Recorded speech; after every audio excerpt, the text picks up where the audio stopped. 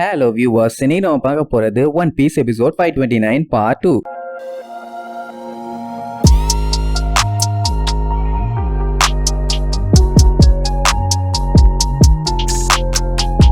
Open பண்ணா போன பாட்டுல எப்படியும் நம்ம ப்ரூக்க பாத்துட்டாங்கல்ல. பையன் எல்லா இடத்துலயுமே பயங்கர ஃபேமஸா இருக்கான். அவனை பார்த்த உடனே நம்ம ஆளுக்கு செம்ம ஹாப்பி. அதுலயே அந்த ஸ்டார் ஃபிஷ் பாப்பக்கு நம்ம ஆளுங்க எல்லாத்தையுமே மிஸ் பண்ணிச்சாமா. இன்னொரு மேட்டர் என்ன தெரியுமா, ப்ரூக்க காப்பாத்தினதே பப்பக்கு தான். ஆக்சுவலா அது பீச் ஓரமா ஜாலியா படுத்து கிடந்துகிட்டு அடுத்த டிசைன் என்ன பண்ணலாங்கிறத யோசிச்சுட்டு இருந்திருக்கும். அந்த டைமுங்கும் போது கட்டையில ஏதோ எலும்பு கூடுன்னு அப்படியே மிதந்து போயிட்டு இருந்திருக்குமா. என்ன இது கன்றாவின்னு இழுத்து பார்த்துட்டு செம்மையா ஷாக் ஆகி கத்திருப்பான். அதுக்கப்புறம் தான் தெரிஞ்சது அது நம்ம ப்ரூக்குன்னு. அதுக்கப்புறம் தான் இந்த மாதிரி பியூட்டிஃபுல்லான மர்மைட்ஸ் எல்லாத்தையுமே மீட் பண்ணிருக்கான். அவனுக்கு அவங்க ரெண்டு பேரும் பயங்கரமான ஃபேன்ஸ். அவனை எல்லாருமே சோல் கிங் தான் சொல்லுவாங்க. எலும்பு இல்லைன்னா நான் ஒண்ணுமே இல்ல. உங்கள மாதிரி ஃபேன்ஸை பார்த்த சந்தோஷத்துல நான் இப்ப கூட செத்துருவேன். ஆனா அதுல பஞ்சாயத்து என்னன்னா நான் ஆல்ரெடி செத்தவன். அதனால மறுபடியும் சாகணும்னு அவசியம் இல்லாமா. உசோப்புக்கு காண்டாயிரும். எங்க போனாலும் மொக்கைய வளைச்சு போறானேன்னு. சரி வாங்க எதுக்கு லேட் பண்ணிட்டு உள்ள போலான்னு சொல்லிட்டு லூஃபி போவான். ஆனா இடையில ஸ்டார் ஃபிஷ் வந்து தடுத்து, எப்படி நீங்க இன்னைக்கு இந்த ஐலாண்டை விட்டு போக போறது இல்ல, உங்களுக்கு இந்த கெஃபேக்குள்ள போகணும்னு ஆசைன்னு எனக்கு நல்லாவே புரியுது. இந்த இடத்தை அப்புறமேட்டு எல்லாரும் ஒன்னா சேர்ந்து பாத்துக்கலாம். நான் இப்ப அந்த போன் மண்டையனை என் வீட்டுக்கு கூட்டு போலான்னு இருக்கேன். நீங்களே வேணா கூட வாங்கல. உங்களுக்கு சீ மான்ஸ்டர் மீட் எல்லாம் நான் தர்றேன்பா. மீட்டுன்னு தெரிஞ்ச உடனே நம்ம பையன் நாக்க தொகை போட்டுருவான். இந்த பப்புக்கு ரொம்ப வைல்டான ஆளாமா. கேஃபேல இருக்க சப்பா ஐட்டத்தெல்லாம் சாப்பிடுறது இல்ல,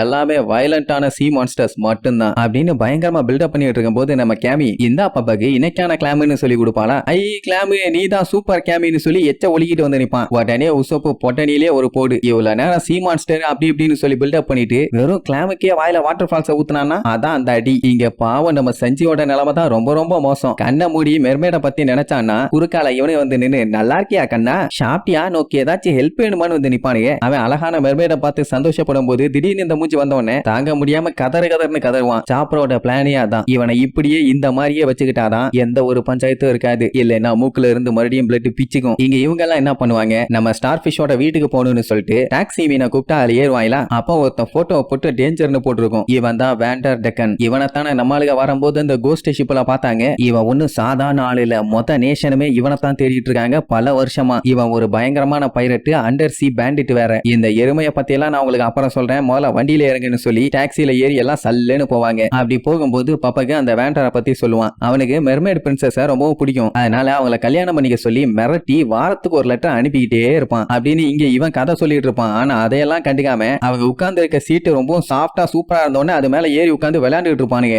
ஏன்டா உசுர வாங்குறீங்க, சொல்றத முழுசா கேளுங்கடான்னு சொல்லிட்டு மறுபடியும் கதையை கண்டினியூ பண்ணுவான். அப்படி வேண்டர் டெக்கன் ரொம்ப முரட்டுத்தனமா இருந்தவனே மெர்மைடு பிரின்சஸுக்கு ரொம்பவே பயமாயிருச்சு. அது மட்டும் இல்லாம இது ஒரு நேஷனல் இஷ்யூவாவே ஆயிருச்சு. இதனாலேயே அந்த மெர்மைட் பிரின்சஸோட அப்பா கிங் நெப்டியூன் காண்டாயி என்ன பண்ணிட்டாரு, ஒரு 3 பிரின்சஸை இதுக்கு முன்னாடி இவங்க மீட் பண்ணாங்கல்ல, அதான் நம்மளால தேடி வந்தாங்க இல்லையா ஆர்மியோட, அவங்க எல்லாருமே அவரோட பசங்க தான். இதை இவன் சொல்லிட்டு இருக்கும் போதே இடையில கேமி பூந்து பேச ஆரம்பிச்சிருவாளா. ஏமா அதான் நான் சொல்லிட்டு இருக்கேன்ல, கொஞ்ச நேரம் அமைதியா இருறேன், இப்பதான் கேட்டுட்டு இருந்தானுங்க, அதுக்குள்ள இடையில பூந்து கெடுத்து விட்டியம்மா. அவ கண்டுக்காம வாட்டுக்கு பேசுவா. கிங் நெப்டியூன் தான் காட் ஆஃப் த சீ. அவரு தான் இந்த கண்ட்ரியவே ரன் பண்றாரு. அவருக்கு மொத்தம் 3 பசங்க ஒரு பொண்ணு. யங்கஸ்டா இருக்கிறதா மெர்மைடு பிரின்சஸ். அண்ணனுங்க 3 பிரின்ஸுங்க. இதெல்லாம் கேட்ட நம்ம ப்ரூக்கு அந்த வேண்டர் டெக் வந்து ஒரு பேப்பைய பைரட் 100 வருஷத்துக்கு முன்னாடி இருந்தே அவன் சுத்திட்டு இருக்கான்னு சொல்லுவான். ஏன்னா அவனுக்கு தெரியும் இதுக்கு முன்னாடி அவனும் பார்த்திருக்கான். ஆனா அங்கதான் இன்னொரு ட்விஸ்ட். ஆக்சுவலா இந்த மாதிரி லெஜெண்டோட பேர் எல்லாத்தையுமே இப்படித்தான் ஓவரா எக்ஸாஜரேட் பண்ணுவாங்க. நிஜமா என்ன கதை தெரியுமான்னு சொல்லிட்டு நம்ம பப்பக்கு ஒரு மேட்டர் சொல்லுவான். அவன் கேள்விப்பட்ட வரைக்கும் வேண்டர் டெக்குங்கிற ஒரு லெஜெண்டரி பைரட் நிஜமாவே வாழ்ந்துட்டு தான் இருந்தான். ஆனா அவன் ஃபிஷ்மேன் ஐலாண்டுக்கு வந்ததுக்கு அப்புறம் செத்து போயிட்டான். இவங்க பார்த்த அந்த ஃப்ளைங் டச்மேன் கப்பலும் உண்மையான கப்பல் தான். ஆனா அதுல இருந்தது நிஜமான வேண்டர் டெக்கன் கிடையாது, அவங்களோட வம்சாவளிகள். அதாவது வேண்டர் டெக்கன் நயன். இதை கேட்டவன அம்புட்டு பேரும் ஷாக் ஆயிருவாங்க. இது அவன் வம்சத்துல உள்ள ஆளுலான்னு. ப்ரூக் எல்லாம் அவன் ஒரு பேய், இவன மாதிரியே அவனும் தெரிஞ்சுட்டு இருக்காங்கிற மாதிரி நினைச்சான். ஆனா அப்படியெல்லாம் இல்லன்னு சப்புன்னு ஆயிருச்சு. என்ன இந்த ஸ்டார் ஃபிஷ் மேட்டர் ஆர்வமா சொல்லிட்டு இருக்கும் போது இடையில கேமி வந்து மேட்டர் பேசிடுறாள். அதனாலேயே அவனால தாங்க முடியாம உட்கார்ந்து தேம்பி அழுவான். அப்பதான் லூஃபி கீழே ஒரு விஷயத்தை நோட் பண்ணுவான். கீழே மெர்மைட்ஸும் ஃபிஷ்மேன்ஸும் இருப்பாங்க. அவங்க ரெண்டுத்தையும் க்ளோஸா பார்க்கும் போதே நல்லா தெளிவா தெரியும் எந்த அளவுக்கு டிஃபரெண்டா இருக்காங்கன்னு. அதுலயே அந்த வயசான மெர்மைட்ஸ் எல்லாம் இருக்காங்கல்ல, அவங்க கொக்கரோ மாதிரியே இருப்பாங்க. அப்போ ஸ்டார் ஃபிஷ் கீழே இன்னொரு விஷயத்தை காட்டுவான். என்னன்னா அப்பா வந்து ஃபிஷ்மேனா இருப்பாரு, பசங்க மெர்மைடா இருப்பாங்க. உதாரணத்துக்கு ஒரு மெர்மைடுக்கும் ஃபிஷ்மேனுக்கும் கல்யாணம் ஆச்சுன்னா ஒண்ணு அவங்க மெர்மைடா பிறக்கணும், இல்ல ஃபிஷ்மேனா பிறக்கணும். மத்தபடி வேற எந்த ஜந்துவாவும் பிறக்கிறதுக்கு வாய்ப்பு இல்ல. அது எந்த ஒரு பாசிபிலிட்டியில வேணாலும் இருக்கலாம். அதாவது பையன் மெர்மைடாவும் இருக்கலாம், ஃபிஷ்மேனாவும் இருக்கலாம், பொண்ணு மெர்மைடாவும் இருக்கலாம், ஃபிஷ்மேனாவும் இருக்கலாம். இதெல்லாம் பார்க்கும் போதும் கேட்கும் போதும் நம்மளுக்கு இன்ட்ரெஸ்டிங்காவே இருக்குது. அப்படியே ஜம்முன்னு தண்ணியில லேண்ட் ஆகி சல்லுன்னு வந்து இருப்பாங்களா. அப்ப வழியில கேண்டி ஃபேக்டரிய பாப்பாங்க. அதுல பார்த்தா பைரட் பிளாக் எல்லாம் போட்டிருக்கும். என்னங்கடா இது வித்தியாசமா இருக்குது, இங்க கொண்டு வந்து பைரட் பிளாக போட்டிருக்காங்கன்னு சொல்லி கேட்பான். இங்க மட்டும் இல்ல, இந்த ஐலாண்டோட என்ட்ரன்ஸ்லயும் ஹார்பர்லயும் இதே சிம்பல் தான் போட்டிருப்பாங்க. நீ பார்க்கலையான்னு கேட்பான். ஏன்னா இந்த பிளாக் தான் இந்த ஃபிஷ்மேன் ஐலாண்டையே ப்ரொடெக்ட் பண்ணிட்டு இருக்காமா. இந்த மார்க்குக்கு சொந்தக்காரனோட பேரு நியூ வேர்ல்ட்ல சேர்ந்த சார்லட் லின்லின். ஆல்சோ அவங்களோட பேரை பிக் மாம்னு கூட சொல்லுவாங்க. 4 எம்பரர்ஸ்ல வேற ஒரு ஆளு. போருக்கு முன்னாடி ஒயிட் பியர்டு தான் இந்த ஐலாண்ட ப்ரொடெக்ட் பண்ணிட்டு இருந்தாரு. ஆனா இப்போ பிக் மாம் இல்லன்னா மத்த பைரட்ஸ்ங்க எல்லாம் வந்து கொதறிட்டு போயிட மாட்டானுங்க. என்ன அப்படி சும்மா ப்ரொடெக்ட் பண்ணிடுவாளா? அதுக்காகவே அவளுக்கு ஏகப்பட்ட ஸ்வீட் கேண்டிஸ் மாசம் மாசம் லஞ்சமா கொடுக்கணும். அதுக்காக தான் இந்த கேண்டி ஃபேக்டரியே. இந்த கண்ட்ரியை இந்த மாதிரி பவர்ஃபுல்லான ஆளுங்க வந்து ப்ரொடெக்ட் பண்ணலன்னா கண்டிப்பா மத்த பைரட்ஸ் எல்லாம் வந்து கொத்து புரோட்டா போட்டு போயிருவானுங்க. ஏன்னா இந்த இடத்துக்கு தான் அடிக்கடி பைரட்ஸ்ங்க வந்துட்டு போவானுங்க. இதெல்லாம் கேட்டுட்டு நம்மால அசந்துருவான். அந்த கிழமை ஒயிட் பியர்ட் ப்ரொடெக்ட் பண்ணிட்டு இருந்த கண்ட்ரியை இப்ப அவ ப்ரொடெக்ட் பண்றாளா? பரவாயில்லையா? அப்ப பிக் மாம் வந்து ரொம்ப நல்லவங்களா இருப்பாங்க போலமா. அப்படியும் சொல்லிட முடியாது.